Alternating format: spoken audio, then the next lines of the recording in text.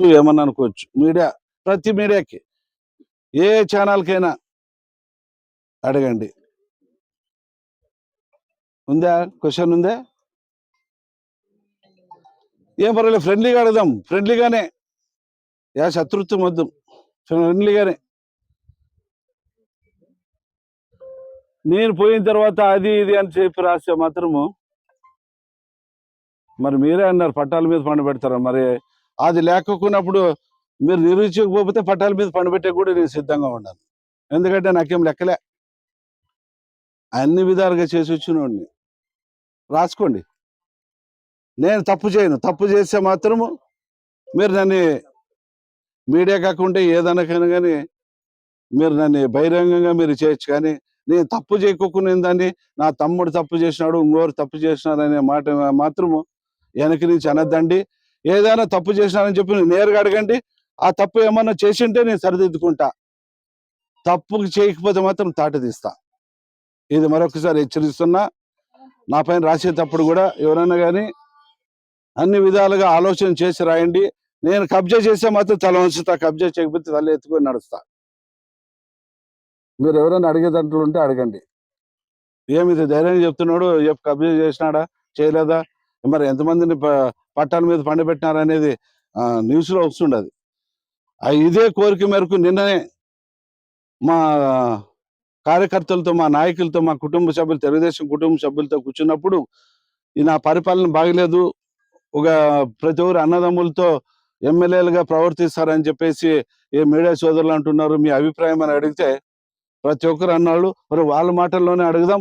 ఏమో బీజేపీ మన ఎన్డీఏ మన కూటమిలో మీరున్నారు.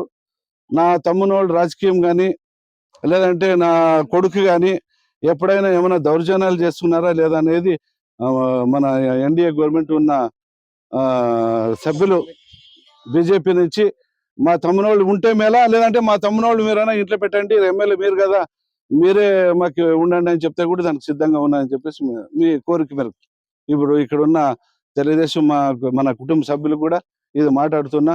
అన్న మీ పరిపాలన తమ్మునోళ్ళ రాజకీయం కాదు, మీరే చేయండి అని చెప్పినా దానికి సిద్ధంగా ఉన్నాను.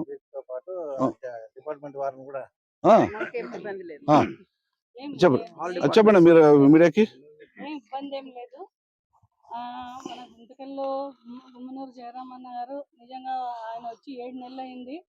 అందరికీ సమానంగా, అంటే ఎన్డీఏ కూటమి సభ్యులకు, జనసేన కానివ్వండి, బీజేపీ నాయకులకు కానివ్వండి, సమానంగా చూసుకుంటూ ఏ కార్యక్రమాలకైనా వాళ్ళు మమ్మల్ని ఇన్వైట్ చేస్తున్నారు. ఇంకోటి వాళ్ళ తమ్ముళ్ళ గురించి అడిగితే కనుక అన్న లేనప్పుడు, అందుబాటులో లేనప్పుడు అన్న లేని లోటు వాళ్ళు తీరుస్తున్నారు ప్రజలకి.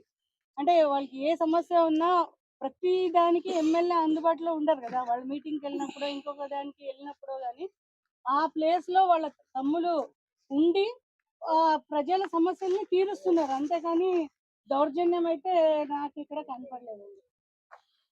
ఇంకా ఎవరైనా మనోళ్ళు ఒకవేళ తమ్మునోళ్ళు ఉంటే మేళ ఉంటే బాగలేదు అనేది కూడా ఎవరైనా సిద్ధంగా. నమస్కారం. గుంతకల్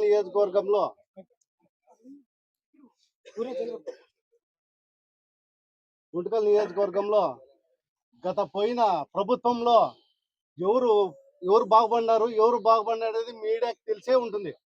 ఆ నాయకులు బాగుపడినారు కానీ పేదవాళ్ళు బాగుపడలేదు.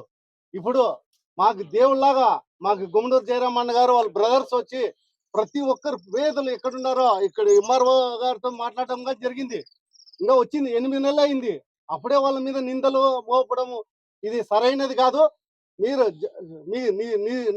మీతో ఉండే ఆధారం ఉంటే నిరూపించండి, మేము దానికి సై. ఎందుకంటే ఈ రోజు మేము ఒక కుటుంబ సభ్యులుగా మేము పని చేసుకుంటూ ముందుకు వెళ్తున్నాము. ఈ రోజు చెప్తున్నాను, ప్రతి ఒక్కటి ఇదే కాదు, మా నారాయణ సమ్మన్న గాని ఏదున్నా గాని ప్రతిదీ అందరి కలుపుకునే విధంగా వెళ్తున్నారు. వాళ్ళు ఎటువంటి దౌర్జన్యానికి పాల్పడలేదు. ఇది సభాముఖంగా నేను దైవ పూర్వకంగా నేను చెప్తున్నాను అని మనవి చేసుకుంటున్నాను. జై హింద్. తెలుగుదేశం పార్టీ తరఫున చెప్తున్నాను. ఎక్స్ కౌన్సిలర్ నేను, నా భార్య కూడా ఎక్స్ కౌన్సిలర్. ఇంతమందిని నేను కూడా చూసినాను, ఎమ్మెల్యేలని, ప్రభుత్వాన్ని అన్ని చూసిన. మొన్న కూడా వైఎస్ఆర్ ప్రభుత్వంలో కూడా చూసిన. నా వార్డులో చాలా మంది పేదవాళ్ళకి స్థలాలు ఇచ్చి కబ్జా మొత్తం అన్ని కబ్జా చేసి వాళ్ళు ఇంట్లో పనిచేసే వాళ్ళకి ఆఫీసర్లకి అంటే వాళ్ళ ఇంట్లో పని చేసే వాళ్ళకి వాళ్ళ వర్కర్లకి కార్యకర్తలకి ఇచ్చుకున్నారు తప్ప మిగతా బీదోళ్ళు పట్టాలు తీసుకుని నాశనం చేసి చాలా మందిని ఇచ్చేస్తున్నారు. మన జయరామన్న ఎమ్మెల్యే అయిన తర్వాత 7 నెలలు 8 నెలలు దగ్గర దగ్గర అవుతా ఉంది. ఇంతవరకు అయింది ఏ నాయకుడు కూడా కార్యకర్తను పిలిచి నువ్వు ఇది కావాలా ఏం కావాలని అడిగి ఎప్పుడు చేసింది లేదు. మన జయరామన్న అయితే ఈ 7 నెలల్లో ఏ కార్యకర్త పోయినా కూడా అంటే నాయకుడు అనేది లేకుండా కార్యకర్తకు కూడా సాయం చేసి పనులు చేసి ఈ రోజు ఇస్తున్నాడు. దౌర్జన్యం అది ఇది అంటే వాళ్ళు ఇంతవరకు దౌర్జన్యం ఎక్కడ చేసింది కూడా లేదు. ఊరినే TV9 ఆన్ అది దాంట్లో దీంట్లో ఊరినే ఇచ్చేస్తున్నారు తప్ప వాళ్ళు వచ్చింది అంటే ప్రూఫ్ తో సహా వస్తే అన్న సవాల్ చేస్తున్నాడు. దానికి మీరు అంగీకరించాలి. ఇంకోటి అదే పనిగా దౌర్జన్యం చేస్తున్నారు అని ఇచ్చేస్తున్నారు. 24 గంటలు నారాయణ సామన్న గారు గుంటకల్లో ఉంటూ పేదలకు ఏది వచ్చినా కూడా పోలీస్ స్టేషన్ వచ్చినా రెవెన్యూ ఆఫీస్ వచ్చినా ఆయన సేవలు చేసుకుంటూ ఇచ్చేస్తున్నాడు. ఎమ్మెల్యే గారు ఏదైనా ఊరికి పోయినప్పుడు ఆయన ఉన్నప్పుడు ఉండి చేసి ఇచ్చేస్తా ఉన్నాడు. మన గుంటకల్లో మాత్రం గిరిజనాలు అంటే ఎమ్మెల్యే గారు ఎవరు చేయలేదు. మా తెలుగుదేశం కుటుంబ సభ్యులంతా మేము ఇప్పుడు జయరామన్న ద్వారానే మేము బాగున్నామని మేము తెలియదు.